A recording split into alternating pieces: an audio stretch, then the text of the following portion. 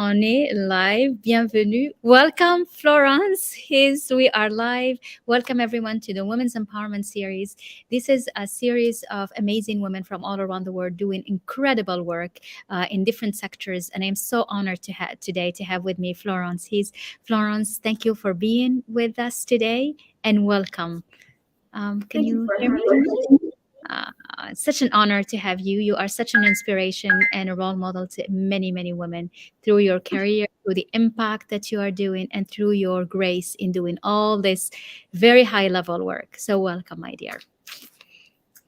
Yeah, I've been blessed with a meaningful life. I mean, meaningful to me. So, I mean, I couldn't be happier, really. Can you hear me well? Because sometimes it cuts. Yeah. Do you hear me well? Yeah, Yes? I can hear you. And I see it's everybody. So let us know where you're joining us from. And I would like you to welcome also Florence, and to see if you have any questions, drop it in the chat and let us know who you're connecting. So we have people already joining in, and it's really nice. So tell me a little bit about you, if you can introduce yourself, the work that you do, and this fascinating career that you had in finance and investment and impact investment. So I'm joining from France, from Paris, where I'm on business right now. And as far as my career, I started working in risk management and corporate finance, M&A, supporting transactional services for sponsor-led or corporate-led transactions. So risk management, M&A, corporate finance for over 20 years.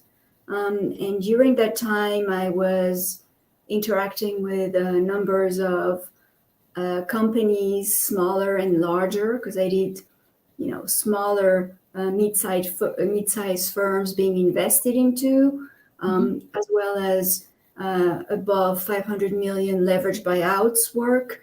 So I have seen a spectrum of companies across my life. So European companies, international companies, American companies.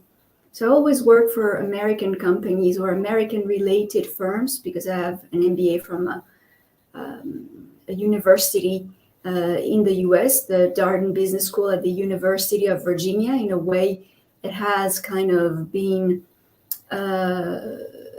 leading to many American companies who were developing work across Europe and elsewhere because of that background, I guess. And so doing a lot of corporate M&A, transactional support services, risk management work, and also helping our clients, being corporates or asset managers, private equity, venture capital funds, also access institutional investors for their fundraising needs. So I did that for many years, and I went back to school many times because I'm a continuous learner. I'm an avid learner. I love that. Yeah, learning is like breathing in a way. No learning, no breathing. It's not a good karma. So you have to learn. A day spent not learning is a wasted day. So I guess I went back to school many times. So for my MBA, and then other masters that I did in sustainability management and psychology and marketing and technology, also to be open to what's emerging, what's coming up. And after that long career, I decided to set up my own shop and become an entrepreneur. And so what I do now is I work with entrepreneurs that are on a mission to deploy enterprises and companies and asset management businesses that are doing something meaningful in the world, so that are mission driven. And so create value for all of the stakeholders involved with those enterprises, those ventures, and tackle the problems and the issues and the challenges that the world has, and that solve those issues for society at large and contribute to society at large. And because I am who I am, very independent, and always had a career and a professional development that was always edgy and always on the side of innovation, working within large groups, so being occurred by very large groups, but developing the innovation centers of those groups, and always sort of at the edge of those groups to be able to welcome what's emerging, what's coming up, what's new, what's developing. So I continued that in the way that I structured myself as an entrepreneur. So I am really small. I have my consulting company and my coaching company, and I have partnerships. So I structure myself by partnering with much larger groups. I love that. I leverage the strength, the power of, so the systems, the outreach, the scale, so I can leverage them and have an impact that's at scale, much more than I could have if I were trying to do this only by myself. Absolutely. And I partner with like-minded partners to do that. Whom I align, and I have a long time history with. So I like the people I work with, and I choose them for that, and they choose me for that.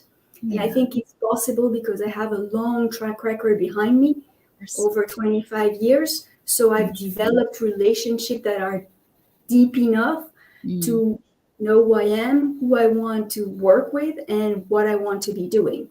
And how you want to work with. And I think what's amazing about you, and this is fascinating career that you have, but also you can give advice to other young women, is to be able to choose of being independent, but in the same time being part of large institutions. You actually get a little bit of both words, right?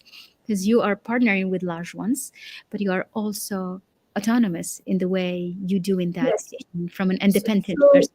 So I think it takes a little bit of maturing. I mean, in my case, a little bit of maturing to figure out who I was and what I was comfortable doing. And I think you have to start by learning and by getting some experience. Sometimes people tell me, oh, I want to, find my purpose in life, and I want to create a business that I can, express myself. And big word. Achieve self-actualization. So I'm like, so it's about, what are you good at, what the world needs, and what the market will pay for. Very good. Very well said. So 3 things. What are you good at? 1. The second one is... So, it's the Ikigai model, the Japanese model, Ikigai, which is, what are you good at? What are your skills? Are you what you know? Major? Are you a technology major? Are you a marketing wizard? What are your skills? What are you good at doing? And then, what are the problems that are in the world to be solved, that you would be interested at tackling, that you would have a specific angle to come at, that you would be able to solve it in a specific way. So if you can solve a big problem, a big challenge, or bring a solution that creates a breakthrough, and that not only solves a problem, but maybe makes life more beautiful, more enjoyable for people. It doesn't need to be like you're retrieving a pain, but you can also bring something that contributes in one way or the other to people's lives and experience on this during their life. So what you can contribute, because there is a need for it, and then what does the market accept right now? Because I see a number of companies that would be startup that have a solution. So yeah, they're good at something, they're solving a problem, but the market is not ready to pay for it because maybe the culture or the development of the economy or the infrastructure or the environment is not ready to put a price tag that would make it economically viable for them to deploy their solution. Even if they were able to deploy that solution, which is not sure, nobody would pay for it because there would be a lack of development of the market itself to enable the solution. So sometimes I have some teams that I get that have to coach in a way that they kind of scale down, or they start producing a solution which is a scaled down version of what they are aiming at in the future, to be in the market with something that makes money so that their company survives until in time they're able to deploy the real solution that they had in mind to start with, but they cannot do it just right now. But so if in 5 to 6 to 7 to 10 years they want to be still alive in the market to be able to offer this solution, then they can. Yeah. And so innovation, isn't that, so the question is really having an innovation that fits the environment where they are as well. Shouldn't be too fast, too far ahead. Ford used to have this quote that he would say, well, if I had asked customers what they needed, they would have told me faster horses. That's true. That's so true. And not a disruptive technology that is a car. Or then you would say, okay, what would you need then? Oh, a faster car.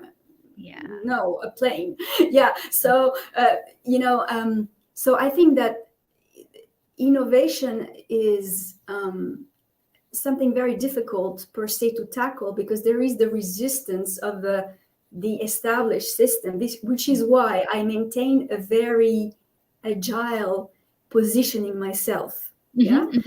Always on the edge, so I become more open to what is emerging, what is not here now. I see it already, whereas if you are entrenched in a group that has a vision where they need to be sustainable now and produce income for the employees and create value now with what is acceptable now, they have a bias to not be ready to welcome things that are really disruptive. Because how do you monetize that? So they set up innovation teams sometimes, which are always kind of on the border of the larger company, and this is where you need to be if you are an entrepreneur inside your company, where they allow you to experiment and start working on things that wouldn't be sustainable per se right now, but it could be incubate in a way during a certain amount of time and feed it like a baby. You incubate it. You're pregnant with thing that you incubate. You give it, you feed it until it's able to come out of the womb by itself and grow. So innovation has that it's not like innovation is not progressive. Innovation is breakthrough. So there's always a gap. It's what used to be, and all of a sudden what emerges, and there's a huge gap to get there. And in order to finance that, you have to find incubators or ways of financing that have more patient capital. So there is a continuum of the types of investors that are able to engage with companies, which is dependent on their development and their evolutionary path. So they need innovation also. And so what is the trend? I mean, everybody's meeting now in Davos, right? So the whole financial world and economic. You said you were supposed to be in Davos, isn't it, Florence? I get invited to a number of things, and because I want to remain very agile and very open, I accept a lot of things, but I also have my own company to develop and my clients to support. Yeah. And right now it wouldn't be a good allocation of my time to go there. Yeah. Besides, there's a digital way to attend Davos. Exactly. So you can purchase something and review, and even have a free pass, so you can see the main sessions, and it's already something interesting. It is. But you still need to allocate time to review that. Mm-hmm. So basically, what happens is a lot of those groups that are aligned with how they see the world, kind of thing. Have meetings so that they come together as a community to discuss. Because what I find in time is supporting entrepreneurs or emerging asset managers. You can support on a one-by-one basis, but that would never replace having a community that supports you of peers with whom you exchange and you grow together. Yes, I love that. You elevate in your game together. I love that. Elevate your game together. In the same way, you don't become yourself by yourself, but you know yourself by facing the market, by facing your colleagues, by facing your friends, your family, by learning who you are, by interacting, by refining your prototypes, by putting them in the market and having running a test with beta testers who try your solution. You do not become yourself, and your product does not find market fit by itself. It needs to meet the market, and the market always wins. Just having an idea like that of who you are or what the product does or how it works would never work. In the same way, if you don't have a group of a community that you can leverage the collective knowledge of, that you can support and find partners inside of, you are going to be at a loss. You are going to lose a lot in what is possible for you. Your opportunity, the field of what is open for you is shrunk because you don't have this reach. So what you are saying is the importance of not doing things on your own, being part of a community, being part of always with other entrepreneurs, and also other. Because starting something new is challenging in many different ways. So personally, psychologically, there are a lot of things that come into play, in addition to the technicalities that come with starting a new company, developing a new technology or a new solution or a new product, making yourself known in the industry, providing value, meeting people who can partner with you. There's so many things that you have to do. And so if you don't have a community that keeps you accountable, but also supports you, helps you grow, and helps you find the partners you need to find the right fit and the right positioning and grow with you. So you have peers that support your growth. I think it's extremely difficult. So be it Davos or be it other groups that you're part of, it is important to have a peer support group that you can go to. I think it's very valuable. And that's No, please go ahead. I was going to say, this is the context of the mentorship also. It works this way. It's really not only, if you don't have the community of entrepreneurs, but your work also mentoring other companies is really giving them that reassurance and that safety we need to thrive. A lot of the projects that we see, like startup incubators, accelerators, startup studios, or groups that if you take Station F, the largest incubator in the world, which is in Paris, the work is done by cohorts, groups of entrepreneurs that support each other because there is a value in the collective. I love that. There's a value in the The collective. solution you want to bring to the world, face it, it's not only for one customer. Yeah, it's universal. It's very interesting to think back in philosophy where, in fact, actually, the personal is actually universal. Wow. The more you think an issue is something that is very private and personal to you and unique to yourself, and the more when you speak to other people, you realize that it's universal. Yeah. So let me just take an example. Well, in families, how do you help your children grow up and find the right path for them, the right school, the right, what kind of programs should they enroll with? And well, in every family, you have this problem of, it's not a problem, but the topic is going to come up. How to support your children finding who they are and their path to the type of school and studies that they would like to do. Yeah. Yes. I don't know, your aging parents. Well, everybody has parents that age one day. So you think your problematic is completely personal, but it's not. And actually the personal is the universal. Yeah. So very nicely said. I love that. Yeah. So I think whatever you think is just you, it actually is the same for everyone else.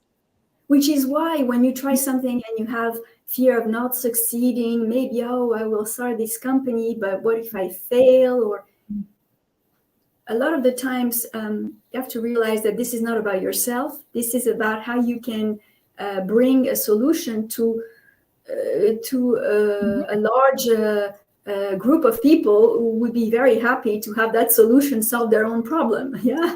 So it's not about you. So it's like when you launch a project and you realize that the project itself is not about you, it's about the impact you are making, then your context becomes so big, it overrides.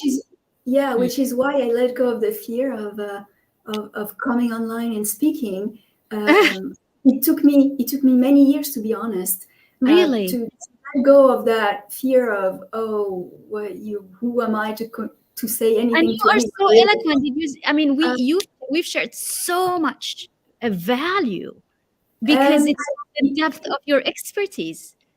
So I think the day I realized it's not about me, but it's about what I can help other by sharing my experience with other women, for instance, or other entrepreneurs. I've been in corporates, then I start my own business, then I have these partnerships with US-based company, Asian-based companies.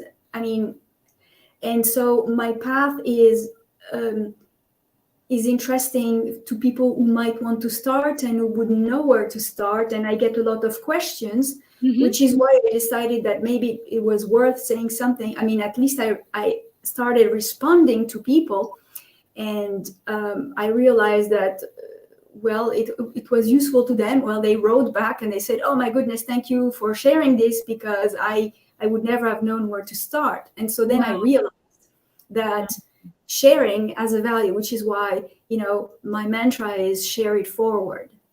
It's not about you, share it forward. Very nice. Okay. In a lot of the hashtag you find paid forward, or the process of paying it forward. But my mantra is sharing it forward. Sharing it forward, whatever you learn. Very nice. Because sometimes you are impressed by something and you're looking at it, and when I was 15 years old, I would never have expected the career I have had. And even when I was in my career at the beginning, I would never have expected the growth and the development of this career. And I would never have thought I would start a company. And so in a way, it's about starting and choosing a path that, is suitable for you. and then grow in that path and take the opportunity, say yes, even if you don't really know how you're going to do it. Okay. You just do it. Yeah.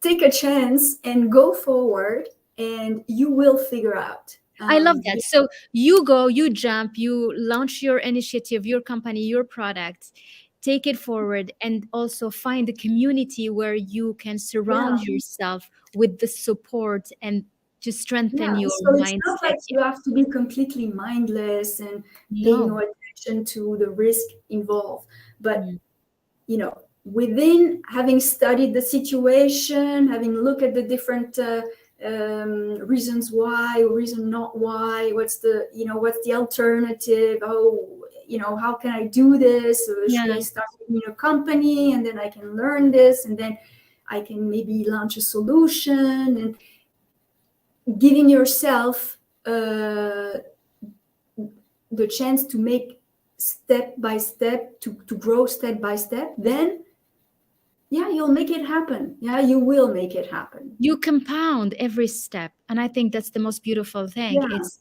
we often disregard the smallest step because we think it's too small, this is not what you want, but these smallest steps are the one that will help you reach your objective. And when you keep going, that when people talk to me about I would like to have financial freedom or create my own wealth, or I'm a very big supporter of financial literacy and creating a self supporting lifestyle so you can become financially free. But it starts with financial literacy, and there's one beautiful thing in finance is that interest rates compound. So education compounds, steps compound, and it's about compounding those things and jumping from one to the next, because it's the previous step that is going to open the door to the next one. Absolutely. So whatever small step you can take. Do you want to take an internship with a venture capital firm over the summer? Do you want to, take steps, take small steps, learn, face the reality of what that means, and not just imagine, because imagining, sometimes you can become very disillusioned because all of a sudden it's really not what you expected it was going to be. Yes. So small step, test it, iterate. As long as you identify, you iterate, you will refine who you are and what you want to do, and that's all there is. And it's not, you don't have to have a PhD in innovation or in I don't know what. You can learn. Human beings learn very well. There is no problem, and education has become very much available. There's so much free education online that you can benefit from. That's true. This is why I partner with a number of groups that support entrepreneurship education, so one in particular. And then I partner with a group that supports fundraising and capital raising to be able to accelerate and to raise capital in the fields that are needed to bring the solutions that are required for society to grow and deploy and develop sustainably.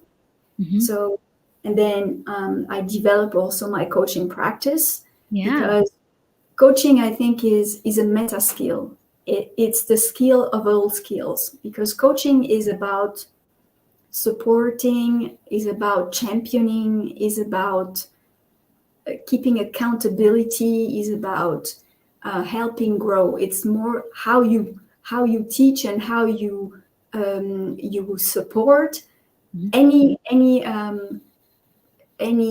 professional who has a team is a coach. Wow. Because you need to coach your team. And a number of professionals are taking coaching classes and instruction and programs, because they realize that the next leader is not only somebody who inspires you, but he's also somebody who can coach you into, who you're becoming. Yeah. True. Yeah. So and that's. I love what you said, and you can take it even a step further through the mentorship, where the mentor not only inspire you and coach you, but actually walk the walk for you to see how it is done. I think you have to be on the side. You cannot be the person that takes it's not like you're going to do the work they need to do. To do it. Yeah. Maybe bridging the gap of maybe the education that they're lacking to go where they want to go. Yes. You need to shed the light so that the entrepreneur or the person that wants to grow into, let's say, a career, identifies the various steps. So maybe they realize that they need certain skills that they don't have, so they acquire. And they realize maybe that it would be interesting to go, when they look at the profile of people who hold the jobs that they would like to occupy, the positions they would like to occupy in the future, then they see the progression that's been made. So they kind of see the various jobs that lead to where they want to go. Yeah. So it's interesting also to look at biographies of people or CVs of people that you really are very interested in and you admire, because they kind of show you the way, the path. A number will even accept to speak to you, because people don't get anywhere only by themselves. At some point, they have met other people always. There is supported their growth. And I can trace back all the people who supported my path since I was a child, and even in business school, my professors, and the people that have helped me grow, even my bosses in companies that have taught me things, and even in internships. So people like to contribute, and in the same way, they become your community. And I think it's they want to be part and they want to contribute. You would be surprised. I mean, some people believe that, nobody cares, nobody wants to support you. People are very selfish and they will never accept to speak to me even for 10 minutes. And it's not the case. It's not the case. People have a lot on their schedules and they're very busy. But if you come at them with something that is meaningful and that makes sense to them, they will be more than happy to contribute. That's so true. True. Yeah. In the same way, people like to contribute to nonprofits and to have a lot of support through like companies that allow their teams to have like 1 day per week to work for nonprofits, or there's a lot of different proofs, of the fact that the human beings are social beings. We're social beings. We like to contribute. We like to participate. And we feel good. And we feel fulfilled and we feel good when we do that. That's the beauty. Yeah, so when people come at me and say, oh, I want to find my purpose and all these kind of things, and I'm like, your purpose is within yourself. It's not looking outside that you're going to find your purpose. So, start doing the things that you're drawn to and that you have some qualities and some interest in, and then develop and support and provide your strengths for the larger good and the good of society and the benefits of everyone, of the community and everyone at large, and you will find your purpose. Absolutely. Purpose is service. It's not something selfish within yourself. Oh, it's my unique purpose that I will hold to myself, and it's so selfish. That's true. Purpose is service. If you don't contribute with your purpose, there is no purpose. Yeah. It's a service you provide. So you need to find it inside. Being in service of a larger cause. So is it bringing more infrastructure to a country that needs more infrastructure? Is it solving the problem of water scarcity somewhere? Is Somewhere. it That's solving, to my you ear. know, Yes. Is is it it helping solving, women? Is it empowering women? is it Is it empowering creating women? jobs? Yeah. Is it supporting underserved, underrepresented communities grow into, their full expression and have the Mm. chance to be able to contribute also to society, Mm. to the maximum of their potential also, Mhm. Mhm. because there's nothing that that makes me more sad than seeing somebody that has great potential that could be serving humanity and that is not allowed to do it, and Yeah. that which whose potential is not allowed to express and to Mm. contribute, because it's a waste of human life. It It's a is. waste of Yes. human contribution. Mm. And I think we're not here because humankind is not capable, because we would still be, evolution has shown that So true. now we're ready to go colonize Mars or the moon or I don't know what. I mean, imagine where we came from, and Yeah. all of it is a human construct. Yeah, Everything. Everything. Yeah. everything is a human construct. When you turn the water in your kitchen, the tap water, that's a human construct. Yes. The whatever we take for granted is all Yeah, man-made, and through yeah, innovation and through improving the craft of things. yeah. Yes. So supporting entrepreneurs is supporting the people who want to contribute. Yes. So I support entrepreneurial ventures, which means you can be an entrepreneur in terms of a company, a nonprofit, or have an entrepreneurial path. You don't Hmm. need to be a company. Yeah. Having an entrepreneurial impulse is to want to contribute. And I think everybody wants to contribute. That's Yeah. true. Yeah. There are many different shapes of form, which is why when you talk about impact, Uh-huh. there's like a whole continuum of what impact is. Yeah. And how you Yes. can, yeah. You can make leave a footprint, how you can change people's life, how you can improve people's life, and there are many ways. Contribution can be in your own family, in your own school, in your own class. Yeah, it's having that impulse to contribute, to provide value, and to share it with all the stakeholders. Yeah, Mm. so the shareholders of a company, who are the financial shareholders, they are stakeholders too. I mean, They they are. are included in the stakeholders, and they should be represented into at the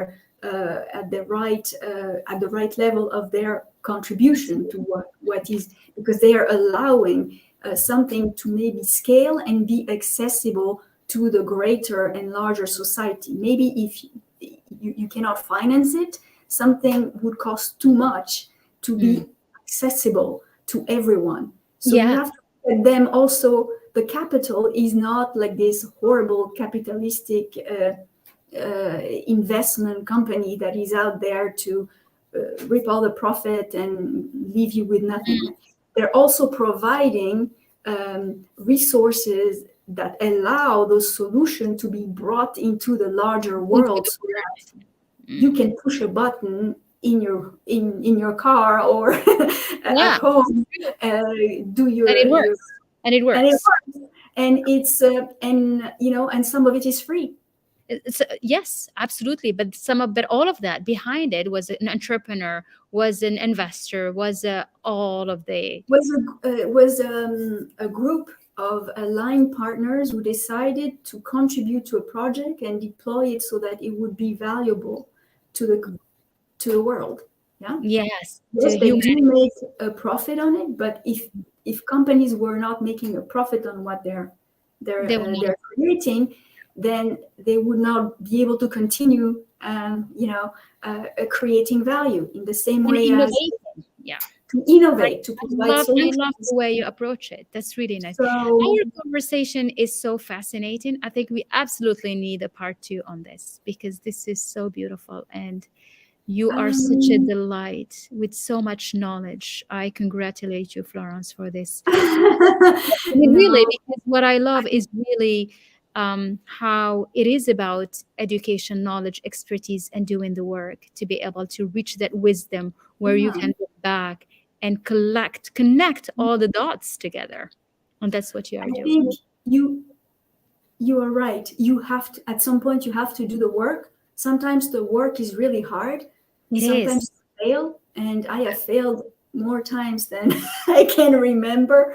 Well, I But think welcome to the club yeah, of everyone, because that's yeah. what success is. It's a journey. It's not you And reach I one. think if you look at failure, a way to see that this iteration is not the way it's going to work now, and you just need to change it and to tweak it, to talk to the customer, to really understand what it was that they would have liked instead of this. And Yeah.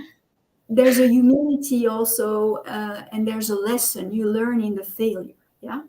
And I think it's extremely valuable. This is why in the US, you have serial entrepreneurs, because they have failed many times and then they become many times successful, because all of a sudden they have cracked the code of how to test it, so that you know how to innovate in a way that it's going to be successful. Yeah. Yeah. And that's because you're wiser. So really, you learn, you draw lessons from everything. Before you could ride your bicycle, remember you had those little wheels on the side. Oh, yeah. We all And then did. you Little were tiny brave, ones. Yeah. one Oh my wheel, God. and you're like, I still oh remember it. I think my bike was blue. I remember them. yeah. And your parents were like, oh my goodness, Yeah. and then they were like, oh, let's hope she doesn't fall. Okay. And But then you make it happen. you will make it happen. You will learn. You can do it. You can learn. You can progress. You can grow. You can meet people who will help you. Reach out. Exactly. I love that. Thank you so much. This is so beautiful. I love reach out sentence to close this with. And thank you for your beautiful insight, for taking the time, for sharing this platform with me. It's such an honor to know you and to be with amazing women like you. Merci, Florence. I am blessed by having met you and all the people in my network. Reach out. Bye, everyone. Thank you. Bye. Bye.